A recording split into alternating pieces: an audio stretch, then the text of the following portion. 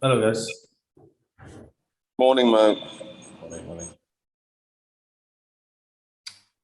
I'll go first then, if that's okay. Hi, Mo. Hi, Mo.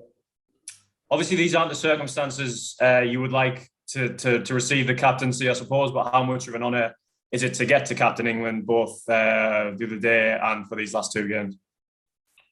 Yeah, I mean, obviously, it's a privilege and an honour, and obviously extremely proud to captain England.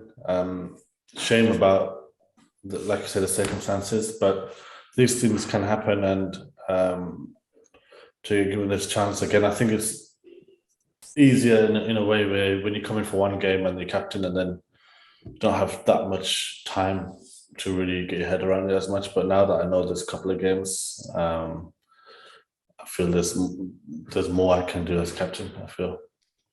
Yeah. Has Owen given you any advice, or has he left you to it?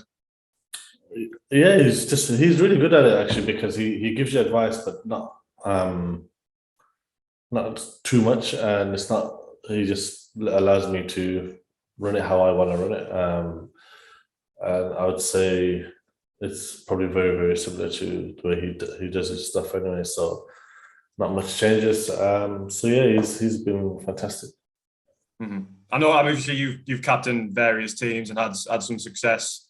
So do you often bounce off ideas with each other, like regarding the captaincy? Yeah, I often ask him loads of things about captaincy, certain situations, and not just on the field, but also off the field. So he's one of the best guys to speak to about all these kind of things. So we speak often, and if ever I have anything, I'll always ask him, and it's very easy to approach in terms of that kind of stuff. Mm-hmm. And you've obviously been retired from Test cricket for a few months now. Sort of maybe allows you to take a bit of stock. Have you found it helpful to be just being able to focus on limited overs cricket rather than having to, think about the red and the white ball, switching mindsets, that sort of thing? Or have you found it's not really impacted you that much? No, I find it very helpful. I feel one, obviously there's less cricket. For me, I find it actually difficult because even with the guys, looking at the schedule, I feel like I think England have played the most games, I think, in the whole year or so, over the last couple of years, and I find that amazing with the bubbles and stuff that guys had to have done. I think I would have really, really struggled with some of the bubbles and things like that. But it's really helped my own focus, my own game, and things that I need to work on and stuff like that. And I can just, I just feel like I got more time to myself with my family as well, which is really important. All the best for this weekend. Thanks, mate. Mo, can I ask, if you don't mind, I don't know if there's an order here, but I'm jumping in anyway. Is there a danger, or do you have to be aware?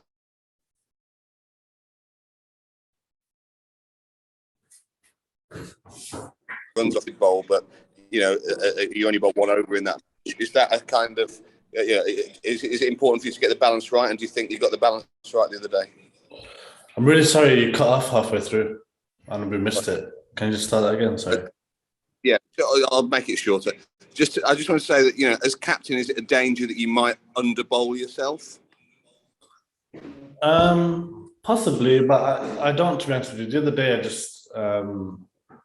For many reasons, I didn't bowl myself. Obviously, Powell was in right hand, left hand, and things like that. So, and it was it felt like a smaller boundary, especially the way Powell was playing. But yeah, I didn't not underbowl myself, but sometimes there's a danger that you will underbowl yourself. But the other day was, I did well to get an over, to be honest with you.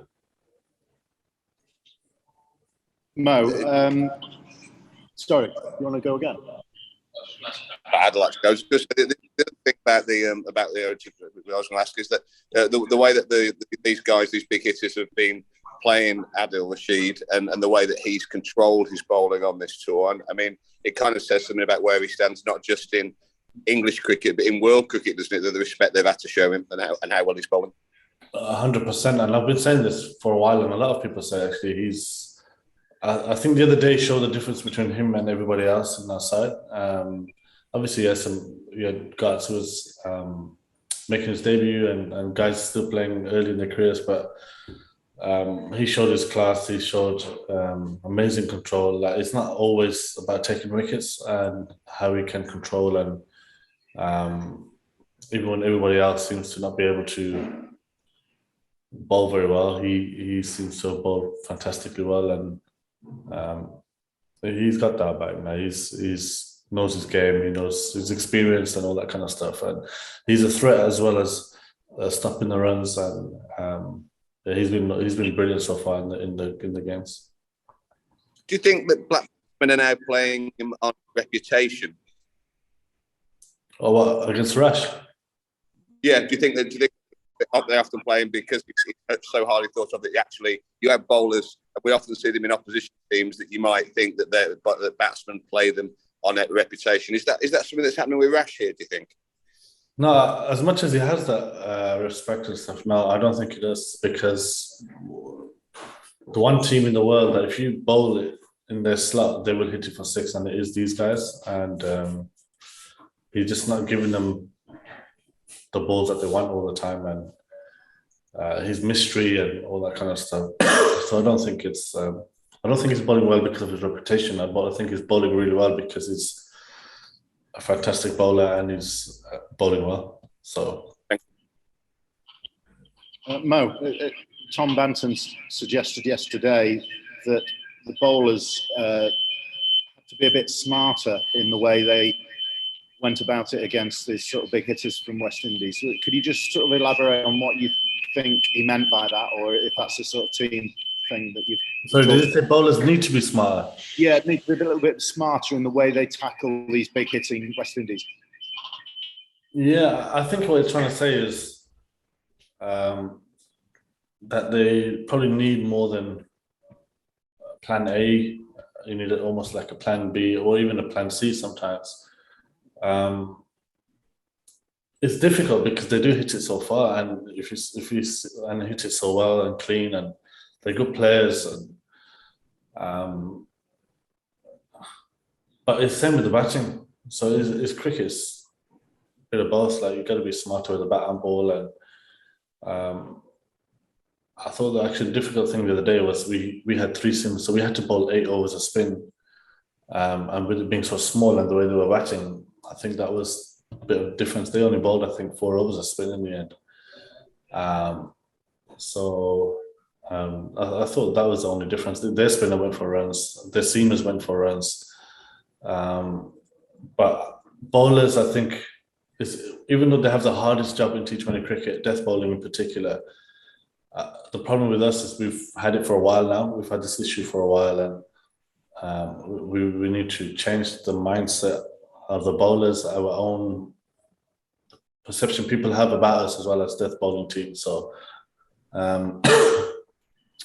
we're working hard for that, and guys, as long as we're learning, I mean, you're going to get hit. Everybody's going to get hit, but I think there needs to be a bit more of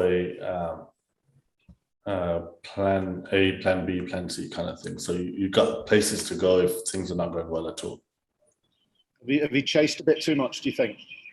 That's not, because Collie hinted as well, the pressure of bowling. Chased it too much, you say? Yeah. Yeah, I think sometimes it's not always. Of course, taking wickets is key, and you need to take wickets. But sometimes it's about an over or two where you don't go for a boundary, and if you can't find a way of not going for boundaries, you will then pick up wickets. And I thought actually the other day it was about if we can't get the wickets, if they're playing really well, we need to stop them from hitting the boundaries somehow. And that's where we can probably be a little bit smarter and recognise that a little bit earlier. Thank you. No, thanks, man. Hi, Mo. On the subject of captaincy again, obviously in longer formats, someone in your position who's batting high up and bowling, people might say captaincy is a bit too much. But in the shorter format, do you think that actually it's a benefit to be so heavily involved in the game as captain? I think so. I'm not too sure, to be honest with you, but I think it could make a difference. For me personally, it's more about staying in the game, knowing the situations as a captain, trying to understand the opposition's strengths and all that kind of stuff, and where they're looking to hit, what they're trying to do, and then trying to counter that really. And I think it could benefit all rounders. I'm not sure there are too many all rounders who captain T20 cricket, but I don't know. I feel I've always felt like I'm more into the game. I've played a lot. I'm a bit older now, and I feel like I've always been ready to captain teams. So I've played with amazing captains, which I've been lucky with, and learned a lot from them. So yeah, I don't overthink about it too much. Thank you. So good morning. I think Wednesday must have come about pretty last minute for yourself. Have you had a chance since to reflect on your approach on Wednesday and sort of possibly into your approach going into the weekend after that? Yeah. So Wednesday was obviously just before the toss, and there was 5 changes and all that kind of stuff. So it felt like there's a lot going on, and 3 debutants, and like it was a little bit, but I didn't mind that side of it. It was just like I don't feel like I could have had the time to prepare and think about it too much, which sometimes can help. But I think now that I've had a bit more time and have a bit more of an idea of what we're trying to do and all that kind of stuff as well, hopefully going forward it'll be a little bit easier and calmer and things like that. So yeah, I mean, the difficult thing was a little bit last minute, and so many changes and 3 debutants and all that kind of stuff. So it's almost like the worst situation really, but it was an amazing opportunity, and it was amazing to lead out the team. And just on obviously the debutants there, what's your thoughts being on the young talent so far? Particularly, I think, was it Tom Bannon you were working with in the nets the other day? Yeah, but we got some super talented players, and we're always talking about batting and bowling and all these kind of things. So we always try and help each other, try and give advice. And it's the other way around. You can also learn of the youngsters and their approach and how almost fearlessly they come in. And I thought Bans played amazingly well during the night. I think it's the type of innings he wants to play for England, and he has always showed glimpses but never really gone on, and the way he played was amazing, and hopefully give him a lot more confidence going forward, because we've seen in domestic cricket how well he can play, and when he's on, he's very difficult to bowl to. And then obviously Salty as well came in debut to play the way he played was amazing, because we asked for players to come out and play aggressively and smart and all that kind of stuff, and he really did that in a position that he doesn't really play in. And actually Harry Brook had it the toughest in my opinion, because he came in a situation where it's a very difficult situation, but he looks a top player, great guy, and I think he's going to be one for the future for sure. So it's looking great going forward for England, and it's exactly how we want it.